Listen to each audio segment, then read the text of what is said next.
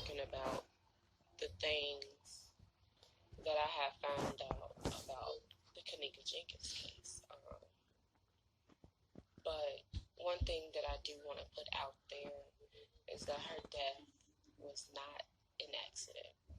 It was not an accident.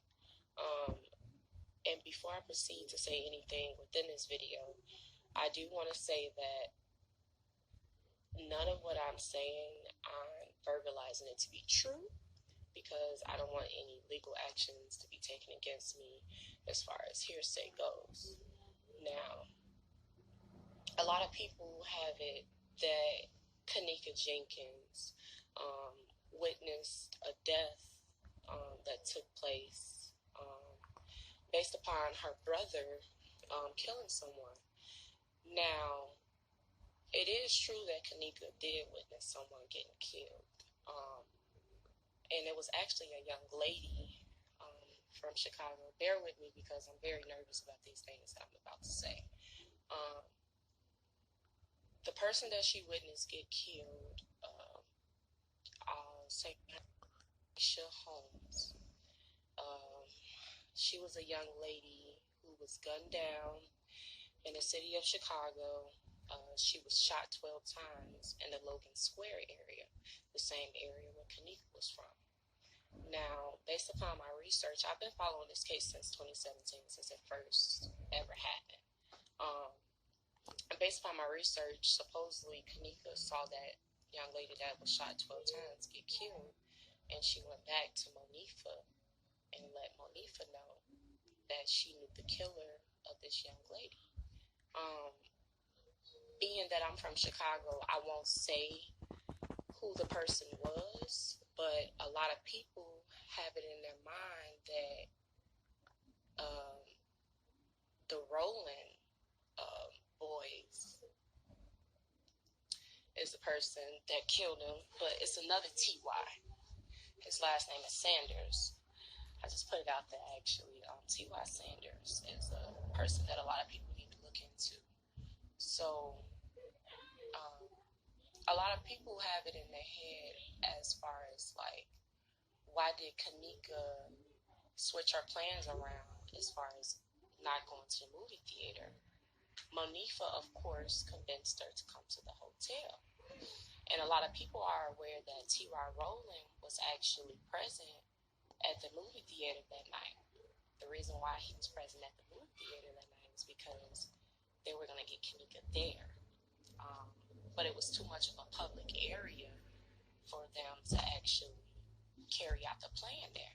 So it was a switch of plans. The switch of plans was to get her to come to the hotel, which she did go to the hotel. And I don't necessarily what happened in the hotel, but had Irene not went live that night, Kenneka's death would have been swept under the rug. So Irene automatically, she's not even a person of interest because her party was used as a scapegoat for this whole plan to be carried out. Monifa and Shamaya were definitely the last two people to see her alive. Now, there was a lot of people at the hotel that night that a lot of us aren't even aware of. They had a second room on the floor. Pretty much, Kenneka was gang stalked. There's this definition called gang stalk, where if you're like a snitch, if you steal some money from the wrong people, pretty much the streets of Chicago, they set out hits for you. They put money on your head. And Kenneka had money on her head because of her witnessing LaQuisha. I don't know if I'm saying her name right. LaQuisha Holmes getting gunned down. And she went back to Monifa and let her know. And Monifa went back to the Rowland brothers and told them. And I don't know if a lot of you all know that the Rowland's brother, their father name is Charles Nesbitt. And he's actually a Mason. How do I know these things? I know these things because I'm from Chicago. I've been following the case since 2017. I've just never publicized anything that I found out because I've been in fear just being stalked myself, but it's kind of like it's weighing heavy on my heart. And after seeing that MTV episode, I just felt the need to come out about it. Back to what I was going to say, Charles Nesbitt. You can look this up. You all could do the research. The name is correct. Their father's name, the Rollins brothers' name, father's name is Charles Nesbitt. He's the one who actually ordered the hit out on Kenneka. If anybody knows anything about Charles, he's actually a high-ranking Mason. Now, if you know anything about Masons, they ain't to be fucked with. They're not to be fucked with. They know people everywhere. If you guys know anything about Teresa is an Eastern Star, and that is the reason why a lot of the confusion came about, where she switched her stories up a lot due to the fact that she's an Eastern Star. She had to move a little bit differently. Her boyfriend, his name is James Coleman. Her boyfriend at the time, he was also a Mason, and he happened to be very close friends with Charles Nesbitt. So what does that sound like to you all? A setup at its best. If anybody knows the Coleman guy, he left Teresa after Kenneka's passing. But pretty much what I'm trying to get to is this. Unfortunately, Kenneka witnessed a death. She trusted her friend, Monifa. She went back to Monifa, let her know about this death that she witnessed, and the hit was ordered to be out on her head. Now, as far as the hotel's involvement, the hotel was definitely involved. If anybody knows of the name Frank Markel, any of the names that I'm dropping on you all could look these names up, YouTube it. The information is out there for you all. Frank Markel is the guy who was in the kitchen when the mother came down to view the body. He's the coroner. He was not a coroner. If anybody knows anything about Frank Markel is actually a worker for a organ harvesting facility that has some associations with the Rosemont place. So pretty much, how did Frank Markel get in the picture? Okay, so going back to the Rollins' father, what is his name? Charles Nesbitt. Charles Nesbitt worked on a lot of construction projects for the Rosemont area, and I believe he actually helped with some construction projects with the Crown Plaza Hotel. So he's automatically tied in with the people there. The footage that was released to us, as far as seeing Kenneka roam the hallways, it was all reenacted. That is the reason why the policeman received the footage on a flash drive, except for our hard drive. Anybody that knows anything about security footages, it always comes on a particular hard drive. It took 36 hours for them to release the videos because it was all re-edited. Why did the hotel cover up this gang hit that took place on Kenneka? Because the Crown Hotel is a pot of money. They have to protect their reputation. There's a convention center right across the street from the Crown Plaza Hotel, and of course, anybody that knows anything about conventions, when conventions take place, a lot of people come into town and they need places to stay. Right across the street, they have to stay at the Crown Plaza Hotel. So, all in all, Monifa, Shamaya, Carl Nesbitt, what is the other one? James Coleman, which is the ex-boyfriend of Teresa, Frank Markel, which is the harvesting organ guy that was present as the coroner. He was posing as a coroner. He's not a coroner. All of these people are the people that we need to look into. I don't know the name of the security guard. I can't read these comments either. Why I come to the group? I come to the group because I know who's beside me. I know that God is with me, so I cannot be touched.